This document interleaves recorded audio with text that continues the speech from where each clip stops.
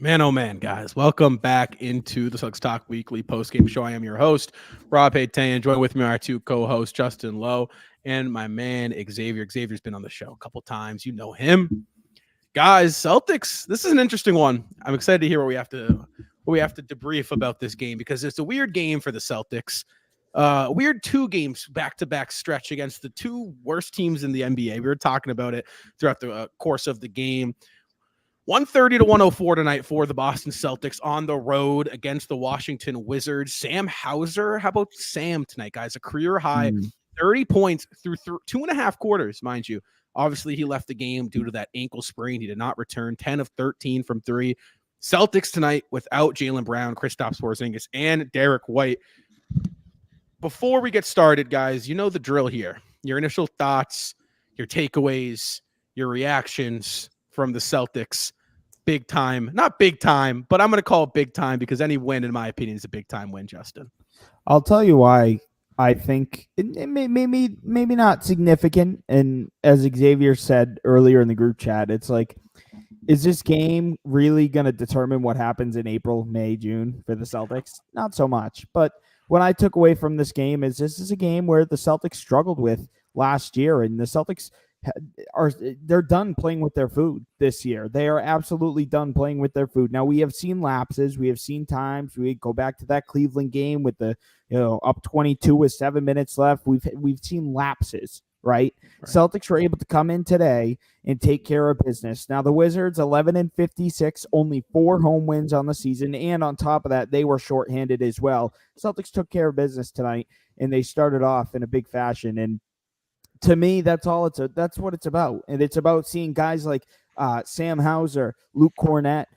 Peyton Pritchard had a career night tonight, career high 13 assists off the bench tonight. So it's about that and getting reps for those guys here. I mean, Christ, we're 10 games up now on the Bucks, and now that it stands, and that's the gap between first and second. So it's like Bucks won today, Celtics won today, and the gap's 10 games. So it's like getting these guys reps, continuing to build good habits. I would say it's a big time game, right, Rob? Like the Celtics dropped this game to the Wizards, and the Wizards were shorthanded. It's like, oh my goodness. So the Celtics came in today and did their job, Xavier. Yeah, I mean, I think it would have been a decent game if Brian Keefe had ever seen a pin down screen before. I think the Celtics scored 80 points off those. So just watching this game, it felt ridiculous at times. I was like, has this team ever played basketball before? And you mentioned they were shorthanded. But when you have like Eugene Omoruyi being the highlight of the game because he's getting into multiple skirmishes, that's when you know a team is kind of on their dying legs here. And look, let's just be frank about it. The Celtics just bombarded the Wizards from deep early, and it was never even close after that. I believe they were 9 of 14 from deep in the first quarter. It was Tatum and mostly Sam Hauser as well, and they were getting any shot they wanted, literally any single shot they wanted. And I think when that happens, the Celtics are impossible to beat. And I think right now for me is, I understand, as Justin was saying, this is a good game to build habits. And if you lost this game, it'd be an utter disaster. So you have to win it. You have to hit it. You have to win it convincingly. But I think where I'm at in the season right now is I'm just circling these games that are important. Of course, Milwaukee is a team they play on Wednesday. And I feel like that game matters so much. And I don't want to overreact to it. But lately we've seen the Celtics maybe not wake up to some of these bigger games. And with Milwaukee on the horizon, I'm interested to see not only how they play tomorrow, but how decisions from this game kind of trickle over throughout the rest of the week into that showdown. Because as I've talked about a few times here, and we've mentioned previously, the schedule upcoming is terrible. It is a terrible slate of schedule. The Celtics play a myriad of awful teams, and there's only a few games that really matter, and that includes 2 against Milwaukee, of course, the first being Wednesday. So can they wake up for those games? Because I'd offer that a lot of Celtics fans would maybe take a shock loss here or there against like the Bulls, for example, in order to beat the Bucks and beat the Thunder, teams they see in the next few weeks here. Right. Yeah, I think that's a good way to put it, especially because the last road trip was a little rougher against those top 2 teams that we saw, Denver and Cleveland, that back-to-back loss. As for tonight, again, Justin, you nailed it.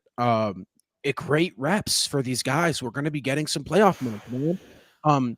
Brissett got that starting job. I like to see that. Pritchard was really, really playmaking off the bench. That Cornette continuing to just absolutely be everything and more that you want out of Luke Cornette off the bench. 14 points tonight for Luke. I mean, that's what you need to do in these games. If you're, I mean, credit to Tatum, right? He had 30 points. Sam Hauser, 30 points, right? I mean, career night for him.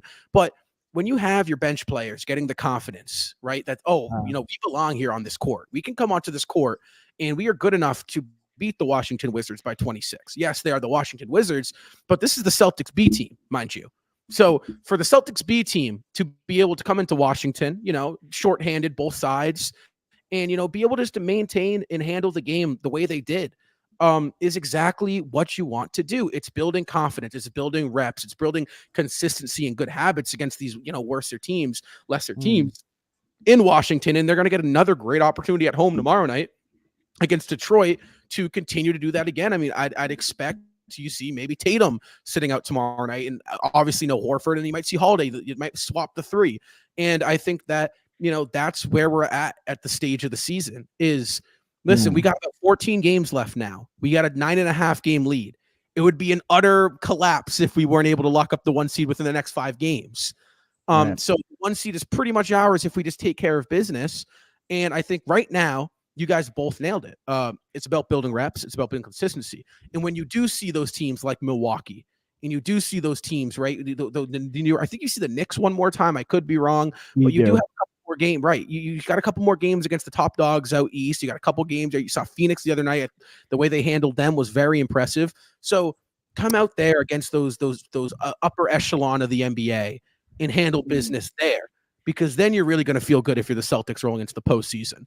So again, I think it doesn't tell you too much for a Celtics fan, but what it does is it builds confidence within the bench, within, the fans, within the system that, listen, these guys belong on the court. And I was impressed by, every single one of them. Yeah. I mean, I would say tonight was a good fundamental game. Tonight was a good execution game.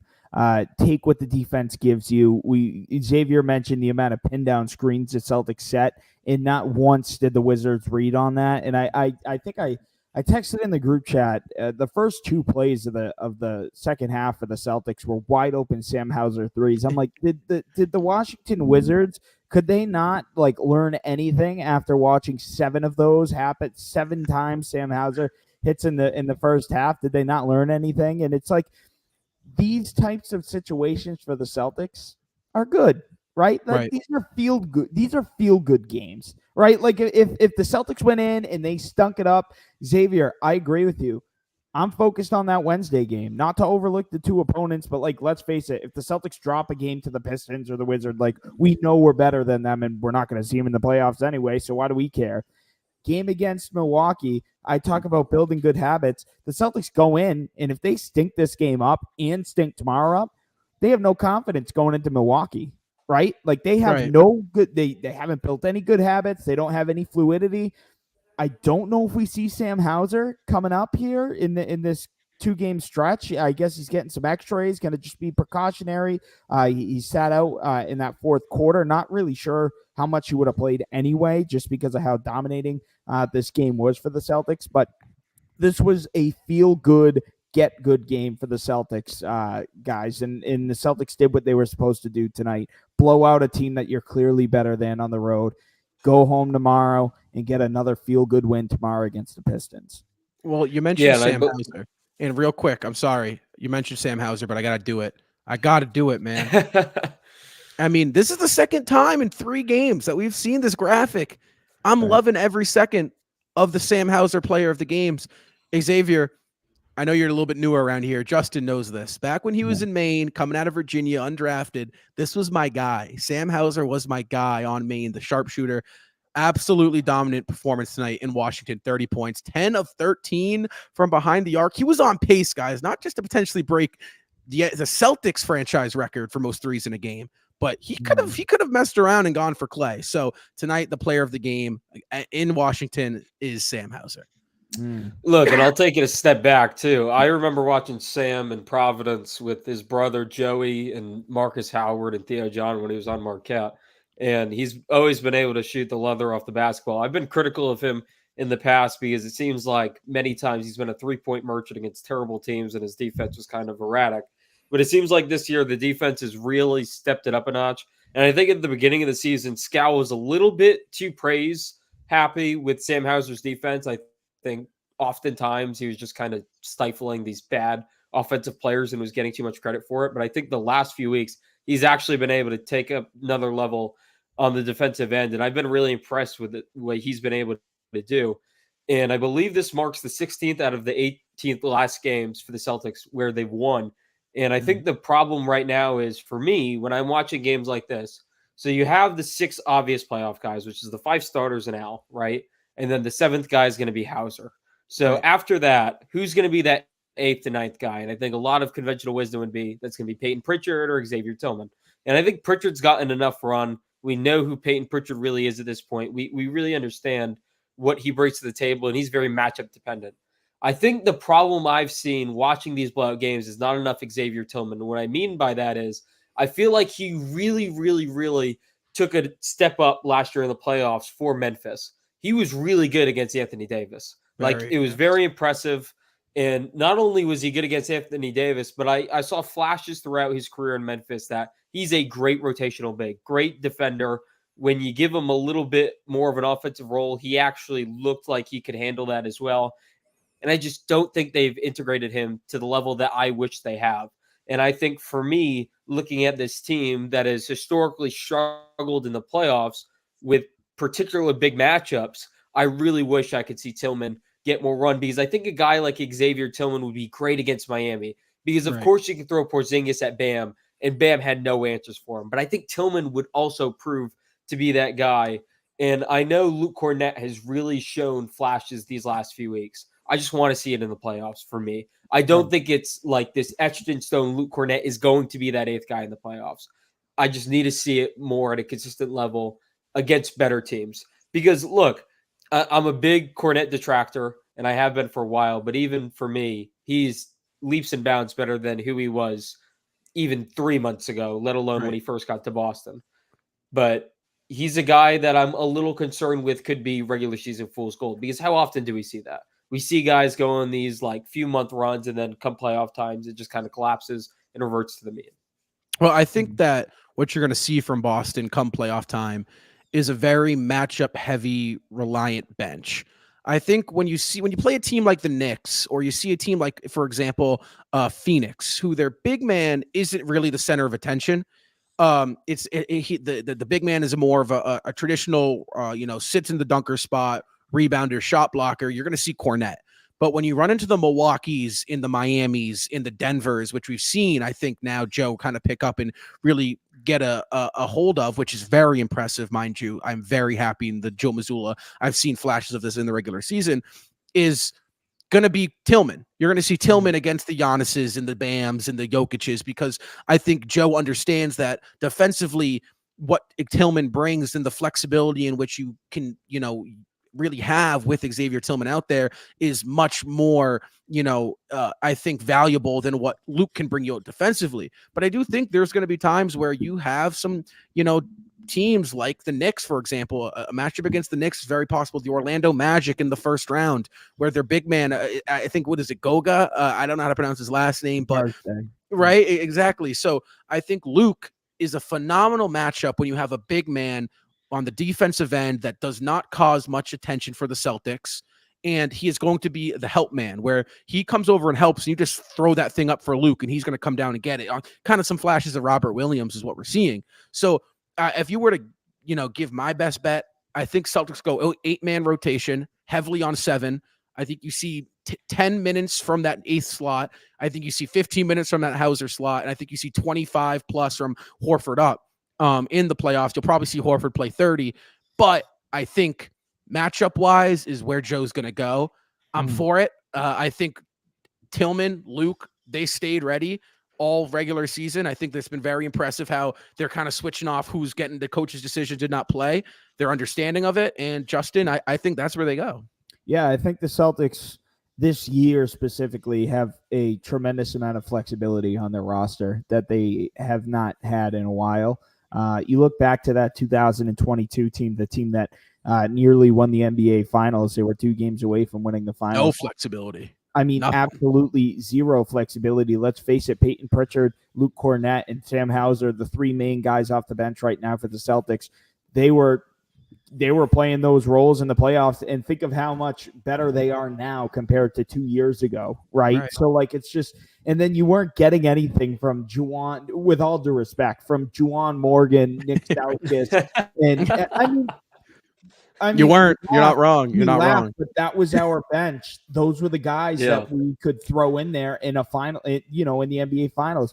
This year, we're just so much deeper than that. I have so much trust in a Luke Cornett, an Xavier Tillman, a Peyton Pritchard, a Sam Hauser. These guys are developed. These guys are more in the system, and we're talking about Tillman. I want to talk a little bit about Luke Cornett, because when Luke Cornett first came to Boston, he was more of a stretch big. We saw a lot of perimeter shooting from Luke Cornett, and he was known for his 3-point shooting in New York and in Chicago. And like I said, early days here in Boston, he's turned into this terrific high pick and roll, top of the key player who can rim rock. And I think that's really important, the way that Luke Cornett has been able to kind of sacrifice and really make a change in his career. It's kind of weird to see a player shift to the player that Luke Cornett has. It's almost like the reverse shift, where you see big guys starting to add the 3-point shot to their game and stick around the perimeter a lot more. Luke Cornett took the 3-point shot out of the game, and he's now hanging around the rim.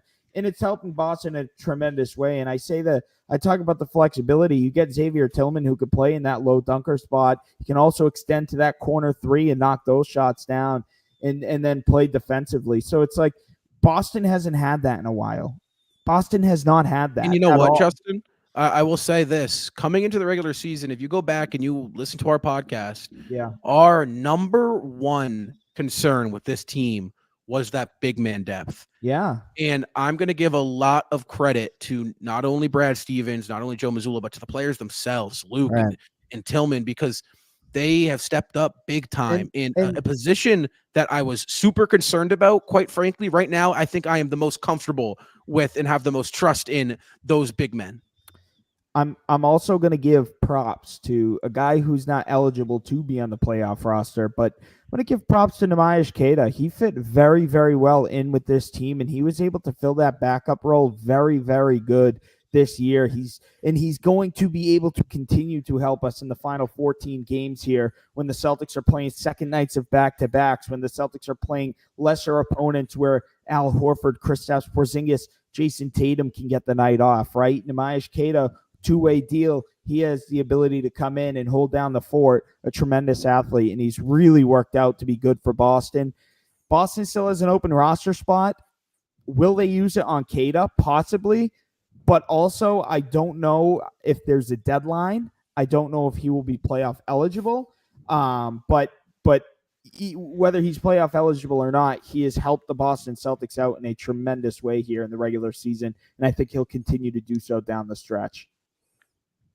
I just think the big elephant in the room is, and the reason I was kind of talking about gearing up to the playoffs is because as much as I love the big man depth that we've accumulated at this point, you still haven't seen a deep playoff run where Kristaps Porzingis has A, had one, and B, been healthy. And then Al Horford, just by pure age, there's always the concern there. So I think my thinking is, for me, Tillman slots in the best against a lot of those teams that you mentioned that the Celtics would see in the playoffs, because conventional wisdom, you're probably going to have to face Miami at some point. They're just the horror movie villain that will never die. It just is what it is. The showdown with Milwaukee is almost expected at this point as well. And then New York has been kind of on fire with OG Anunoby in the lineup. And if he's healthy, you'd expect that matchup too. So the teams that you're going to see are Xavier Tillman teams that he looks good against. And then, of course, the injury concern as well.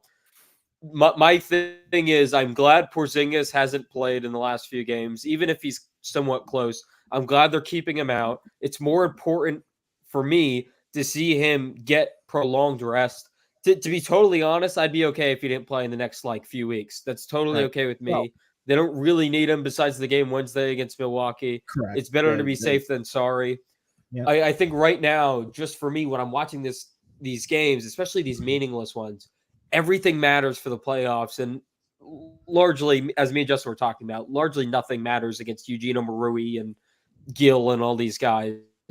But one thing I do want to circle back to, that kind of getting away from this big man.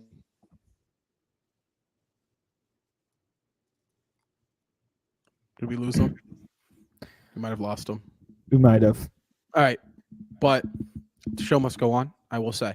Something I do want to say is, and I can kind of play off Xavier here, is I think the general idea right now with the Boston Celtics are wait and see. And right, his Justin? 3-point efficiency. Oh, there we go. There he is. And yeah, we're back. Don't worry. They're trying to suppress my take here, but I'm back. And he's fixed his pocket. He's fixed his volume. He's fixed his efficiency. And to me, when Jason Tatum can take not only smart threes, but make these threes, this team, it's not even close. And that includes Denver. Because the games against Denver, the first time Tatum was just kind of slow out of the blocks. He picked it up and then kind of let it go. And the last time it looked like someone forgot to wake him out of bed. He just looked like he was not even in Denver. So if he's able to be mentally focused and sharp in what he does, this team's unbeatable. And that's Right. the problem with this team. Usually is Jaylen Brown focused? Is Jaylen Brown going to be efficient? But lately we've seen, besides when he's went against Matisse Thybulle, that Jaylen Brown is kind of unstoppable right now. So how can Tatum elevate his game, take it to the next level? And I feel like he's actually done that the last few weeks, and it's kind of been talked about less because of Jaylen Brown's resurgence. I think right now where I'm at with the Boston Celtics, and I think I've said this a couple weeks ago, it's just let's wait and see, because they've checked every box that they've needed to in the regular season. I think every player has. I think Joe has. I think Brad, everyone in the organization, they've checked every box. They're 53-win team with 15 to go, right? They're 6 games ahead of the next best team in the NBA. They're 9.5 up on the Milwaukee Bucks with the second seed in the East, right? Tatum's played on MVP level. We've seen Jaylen Brown now ascend to this MVP status, and with what he's been doing since the All-Star break, Kristaps Porzingis, Derek White. I mean, all these guys, I could go and say a good thing about every single one on the team on what they've done this year. The question with the Boston Celtics is, are we going to get this version of them come April, May, and June? Right. Because if we do, then this is their championship to lose, right? It is absolutely theirs to grab. It is in the palm of their hand. They just have to reach out and grab it. There are some teams that I think can come again, get tough and come in the way of that. Denver is right now my biggest concern. You went 0-2 against them in the regular season. Are you going to be able to match up against them 7 times in the NBA Finals? Personally speaking, I like our chances, right? I think we played 2 poor games against them, and we were this close both times. Right. So if those were both game ones, I'm liking how I feel going into game 2. You every problem it felt like we had was very fixable. Missed free throws, a couple pointless turnovers, a poor last 1 minute and a half stretch in that first game in Boston kind of cost us. You had Murray and Jokic shoot over 62% while scoring over 33 each of them. You're not going to get that every single game. They're going to give that to you sometimes, but not every game in June. So I like our chances. And I think right now what the league is at, if Boston comes out and plays like this, it's theirs. And I do think there are some signs that point to they will. Last year, they struggled against really bad teams, right? Which is a weird thing. Like, how does a bad team, correlate to playoff failure? It's the concept and the idea, I think, that the Celtics struggled with of being complacent and comfortable. Right. A lot of times in the playoffs, you saw the Celtics very complacent and comfortable at home in games in which it felt like they had already won, in games in in games that felt like they should have won. I could go on a whole list. I mean, Justin, we've done it before on a podcast. I'm sure Xavier, I've said it to you, right? Countless times. And you think to yourself, well, were there any warning signs of that? 100%, man. A game against Washington on the road is a game that you're super comfortable against. And that's a game that Boston would lose. At home against Detroit last year, we lost. We got blown out by 35 points to the super young Oklahoma City Thunder team. Like, there were warning signs all year long about the Celtics team and their inability to just, lock in for 82 games and a whole playoff series. And that habits and those tendencies showed up in the playoffs come April. So when you ask me, why are you so, ecstatic or happy to see the Celtics continue 25-1 now, the Celtics record against teams below 500. Right. That is exactly what you want to see. You're playing with purpose every single game. You do that for 82 games, then that game one against the Philadelphia 76ers when Joel Embiid's not playing on your home court isn't a game where you're complacent. It's a game where like, okay, we got to lock in. We got to handle business because this is a must win. Correct. And I think I talked about this. I recorded a podcast earlier. And in my podcast, one of my main talking points was the Phoenix game on Thursday, where Phoenix came to Boston. That, to me, in my opinion, was the best win of the season for me. Right. Let me tell you why. Any team loses that game. You come back from a 5-game road trip that was 2.5 weeks long. No Kristaps Porzingis. They landed in Boston the day before at 5:30 in the morning.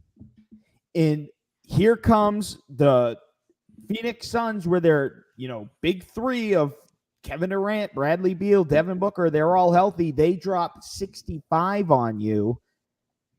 80 points if you want to talk about Grayson Allen, who was their best player that night. And on top of that, the Celtics come out with a 15-point win. Right. It's like, hold on a second. The Celtics had every excuse loaded up in the chamber to lose this game, and they blew them out of the water. A 37-point third quarter on 8 made threes. And on top of that, it was a 7-point game halfway through the third. The Celtics made it a 20-point game. They went on a 16-3 run, and they destroyed the Phoenix Suns shorthanded, no Porzingis. That tells me a lot about what this Celtics team is and who they are. Right. Any team loses that game. That is a scheduled loss. That is the Celtics' 14th loss or 15th, whatever it is, loss of the regular season right there. And the Celtics go in, they handled business.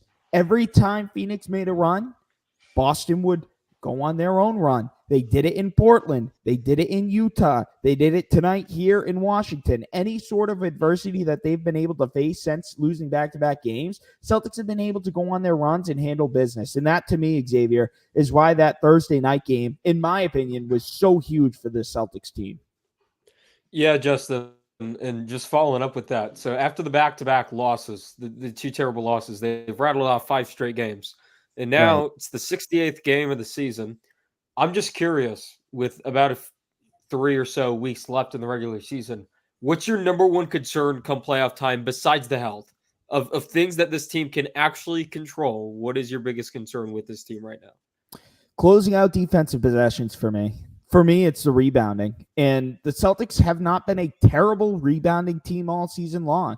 But for me, there's been many times where the Celtics, it's like they get the life sucked out of them when the team gets an offensive rebound and they score 2 or they get a kick out 3 and that either starts a run or that caps off a run. And that really, really stings the Celtics at times. And if there's anything I would want the Celtics to do, it would start there for me. There are times where the Celtics play 23.9 seconds of phenomenal defense and then let something up happen.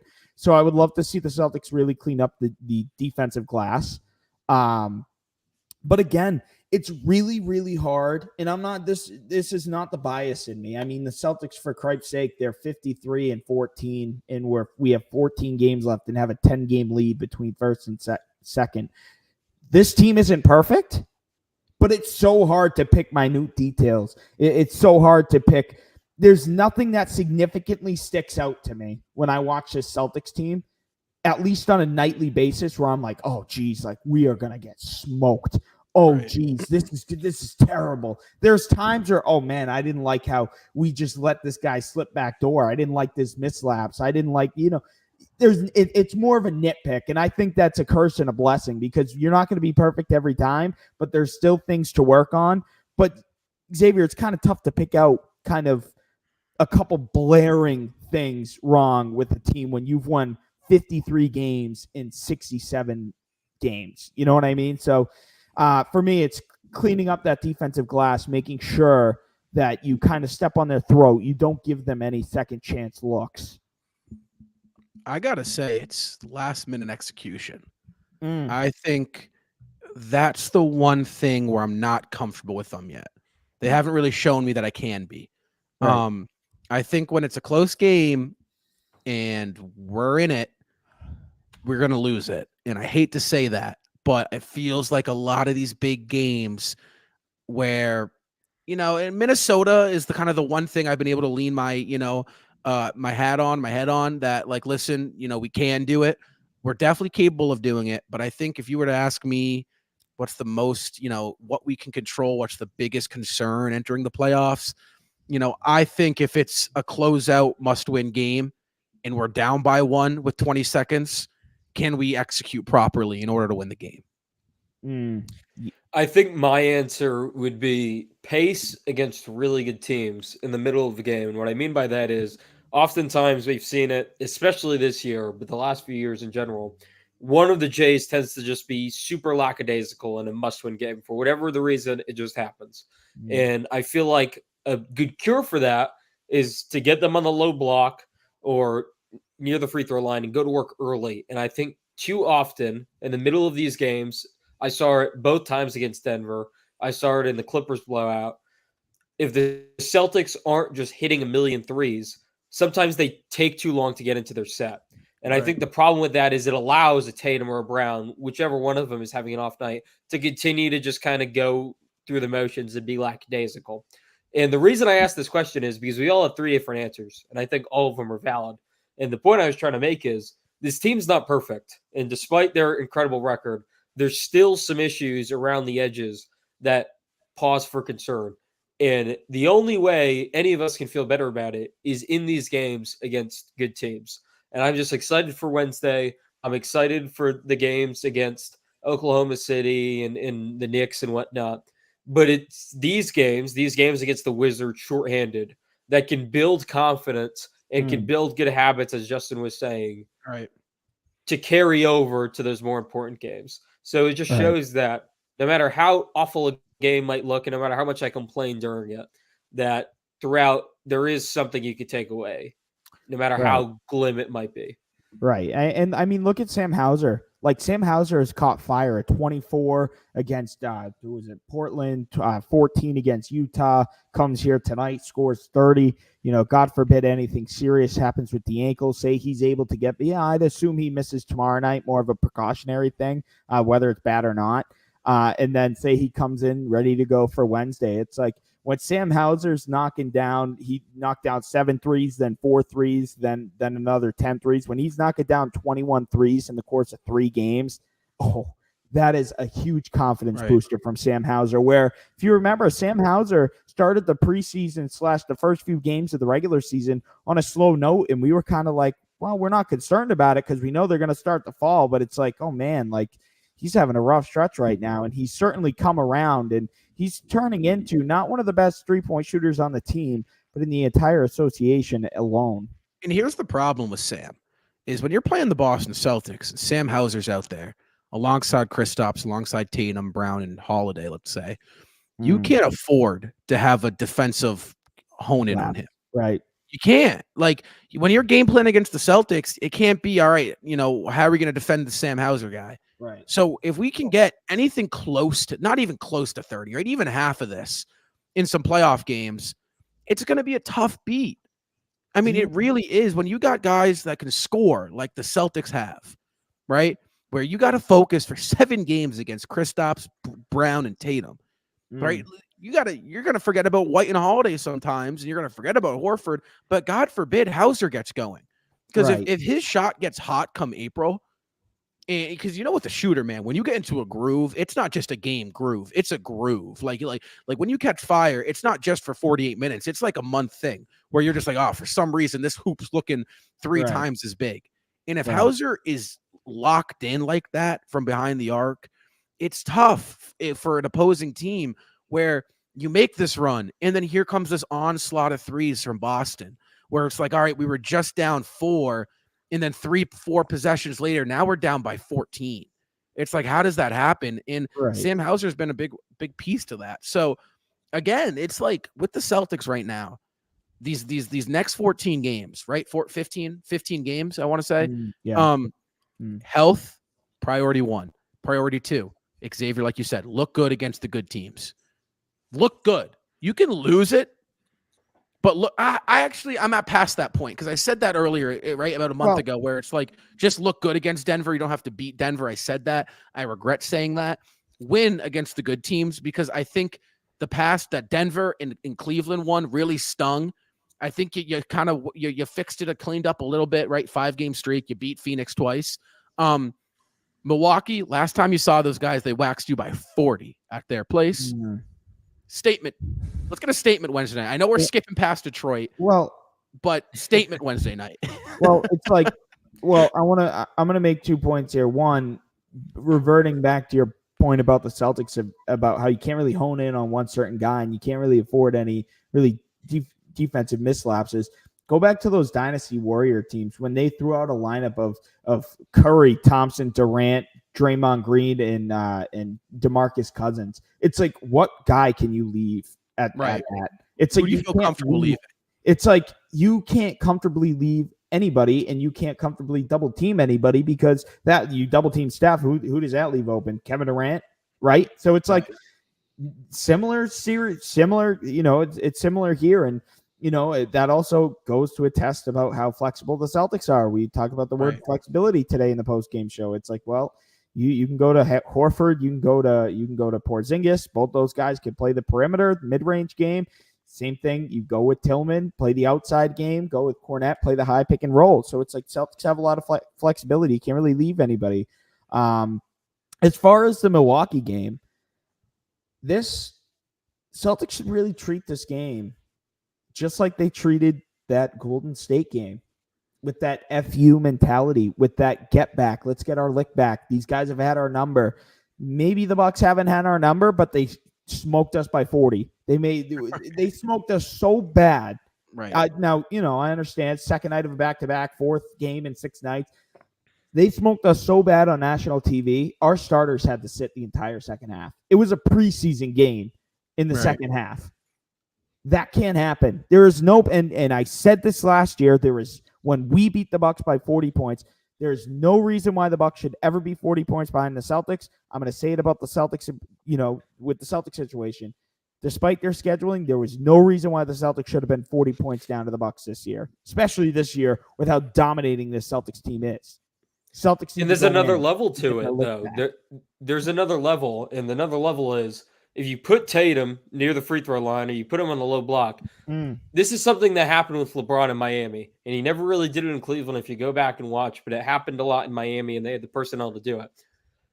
What he did was he had such a presence that the players around him, the Chalmers, the Shane Battier, the Mike Miller, the Rashard Lewis, the Ray Allen, the players he played with around that time that could shoot from distance, other teams didn't know what to do. Right. And I feel like although the Celtics, in theory, you have this lineup and you have these guys that you don't know what to do, what ends up happening is Tatum will get the ball, let's say around the free throw line. He'll take a fadeaway jumper.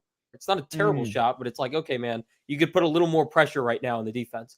He'll get the ball in the low block. What he tends to do is kind of do the back down a few times and then either spin around or try to muscle it in.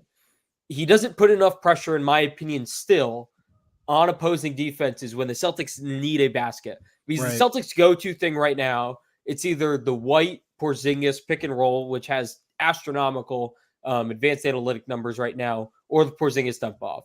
But what that doesn't include is the 2 Js, which you need to have go-to plays for. And I think the thing that is unlocking the Celtics next level is having a Tatum go-to play.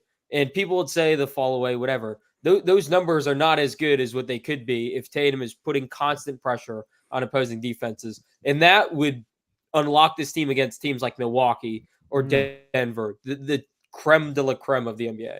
And you know what, Xavier? I think that's why you start to see some of these late game struggles through Boston because they don't have a go-to Jason Tatum play. And, that's kind of why I've been like honing on Joe. Last play of the game, Joe, call a timeout, drop a play because we're not good in that like just go situation. And I do think with Tatum, it's so obvious when you know what game you're getting out of Jason Tatum in the first 6 minutes. You do. More times than not, if Tatum is attacking the rim out the gate, you're like, all right, Tatum's here tonight. We're going to get a monster game from Tatum. But when 4 out of the first 5 shots from Jason Tatum are threes, even if they're dropping, right? Even if they're falling, you're not going to get that the best. When Jason Tatum's playing like Jason Tatum's one of the best players in the league, if not the best. But you know that even if their threes are falling, you're like, all right, Tatum tonight, he might have a monster first half, but it's going to fizzle out at some point. That shot's not going to fall. And, he hasn't put the pressure on the defense, like you said, to get to the basket late in the game because he hasn't let it develop. But when he builds his game from the inside out, he's truly unguardable. And it's within the first 6 minutes that you can tell if Tatum's there tonight. Because I think you saw against Cleveland, he came out 20 points first half, man. 4 of 5 from behind the arc, 5 of 6 in that first half. Second half, guess what? 6 points. Stunk it up because he wasn't building from the inside out. I mean, first play against Philadelphia in that game 7 when he goes for 51, guess what he's doing? He blew right by Joel Embiid and threw that and went in for a dunk. It's like, that's what you know. So when you talk about signature Jason Tatum, that's what you need. Get Tatum attacking. His best games ever have started with him at the rim and have ended with him behind the arc. Yeah.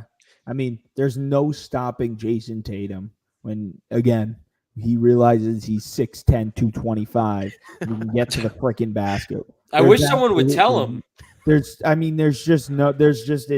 not happening. There's nobody stopping him.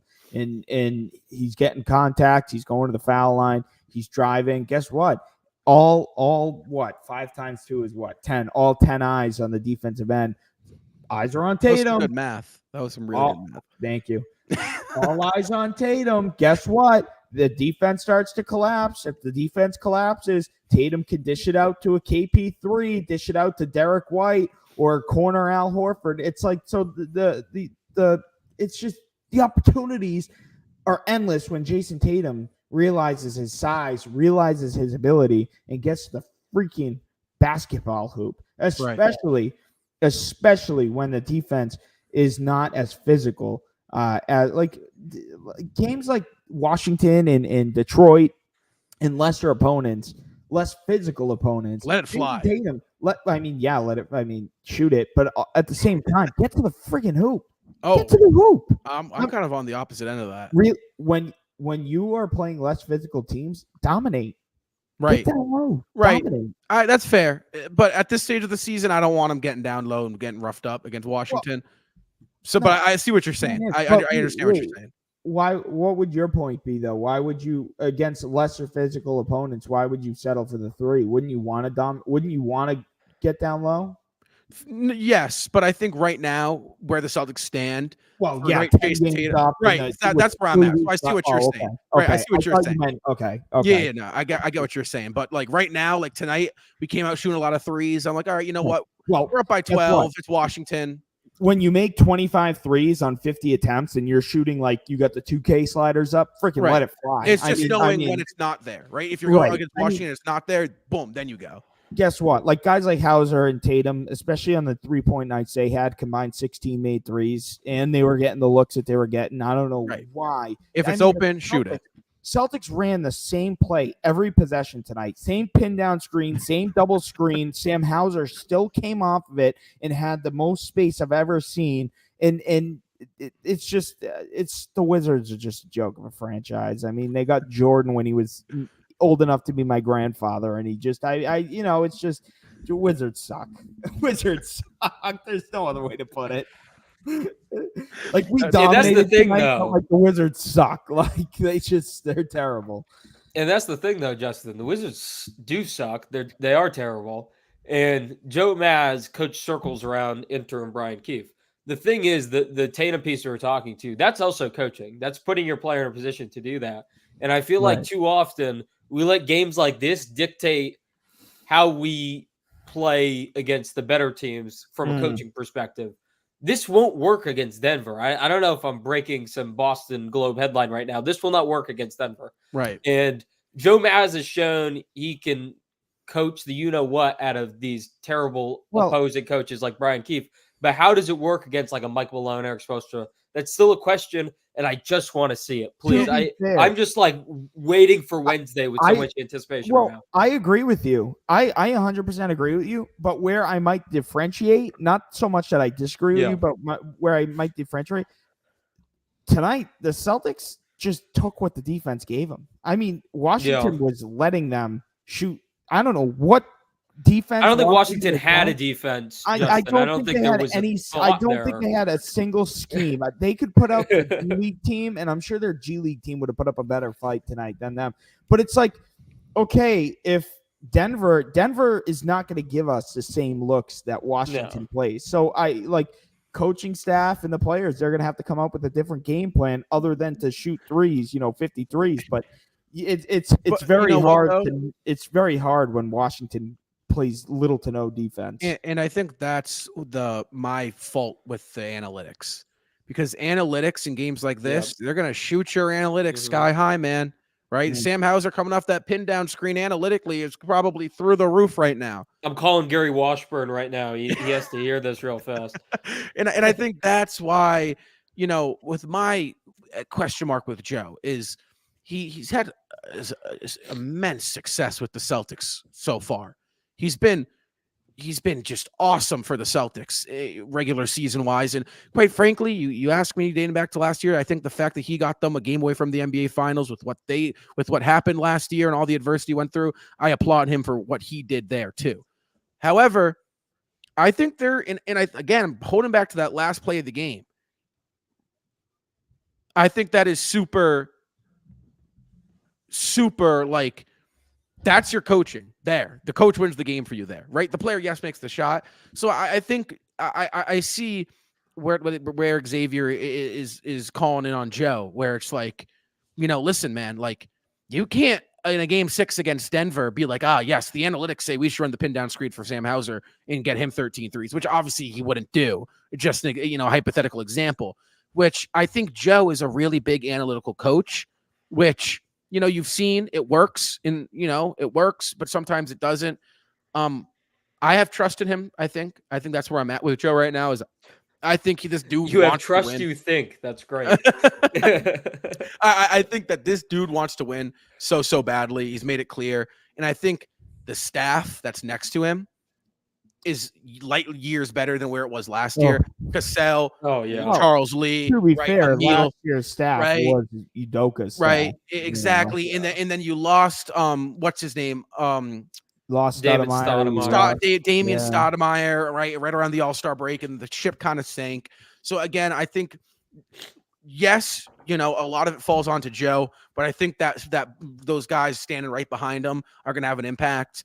And I think, again, Milwaukee is going to be a huge test. However, we do have a game tomorrow night against Detroit. That is at home at 7:30 on NBC Sports Boston. We're going to have you covered here live after the final buzzer sounds for Celtics Talk Weekly post-game show.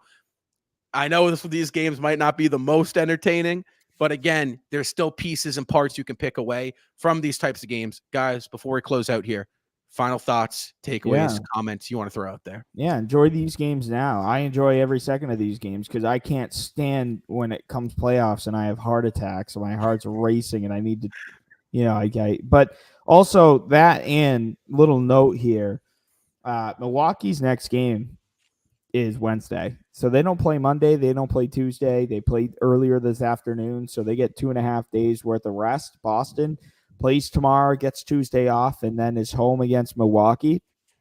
Tomorrow, obviously I want the Celtics to win, but I want this time of year, I want to prioritize health. Right. So, I would love to see Horford sit tomorrow. I think he's going to anyway, with it being a second night of a back-to-back. I would not make this the Kristaps Porzingis return game, honestly. I know he's getting close to returning. I don't know if it's worth it against the Pistons. Circle Wednesday. Circle Wednesday. Jaylen Brown might play. I don't know if I'm It's a Circle Wednesday.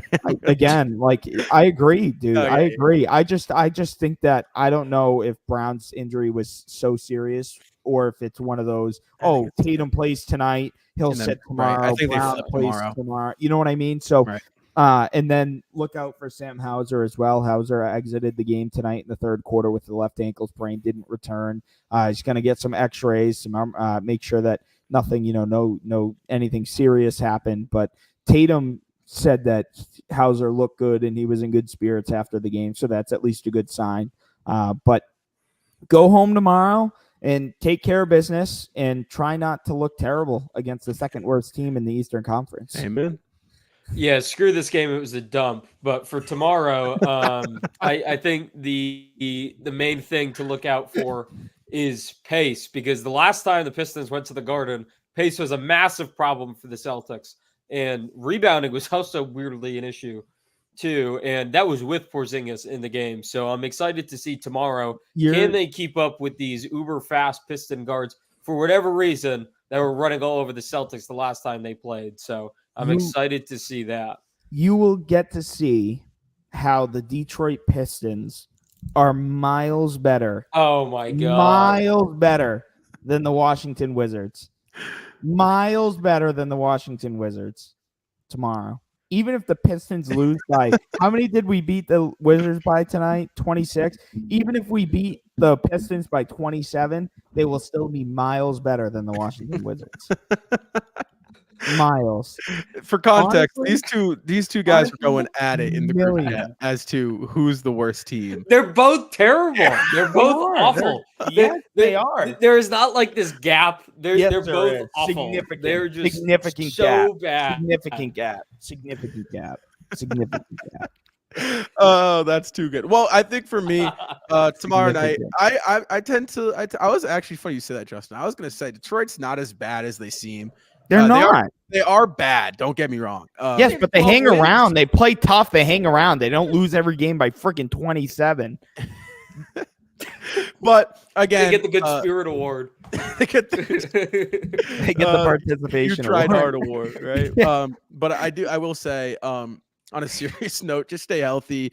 It's a game at home. You've been awesome at home all year. It's against Jordan Walsh some minutes, for Christ's sake. Yes, get Jordan Walsh some minutes. Absolutely.